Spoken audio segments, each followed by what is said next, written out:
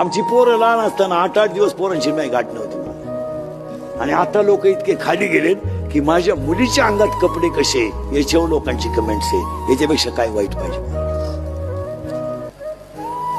आता 4 दिवसापासून माझ्या मुलीच्या अंगातल्या कपड्यावर लोकांनी बातम्या तयार केल्यात मला. पण तिच्या बापानं मला द्यावं घोडे, तुम्ही मला घोडे लावा, माझा पिंड गेलाय. माझ्या मुलाचा आणि मुलीचा काय दोष आहे.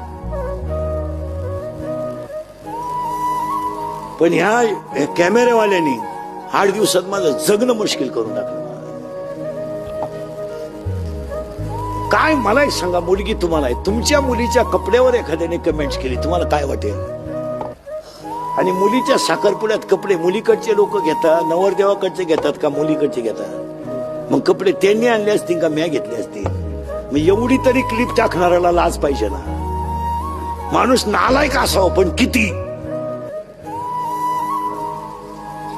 आणि त्याच्यामुळे मी आता कटाळलो मारा. मी जवळजवळ आता 2-3 दिवसात टाकणार एक क्लिप आणि थांबून घेणार आहे. आता बस झाली 31 वर्ष लोकांच्या शिव्या खाऊन आयुष्यात सगळं चांगलंच केलं.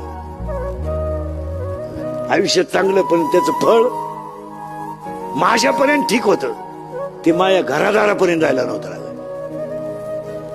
माझ्यापर्यंत ठीक. मी आजही समर्थ आहे ना उत्तर द्यायला. मला अजून 2 वर्ष आयुष्य आहे. मी अजून आहे ना, पण कुटुंबापर्यंत गेल्यावर त्याच्यात मजा नाही. आणि याची अक्कल इंद्रिकरलाच आली पाहिजे. त्याने कीर्तनं बंदच केली पाहिजे. खरं आहे का खोटं आहे. तुम्ही काहीच बोला.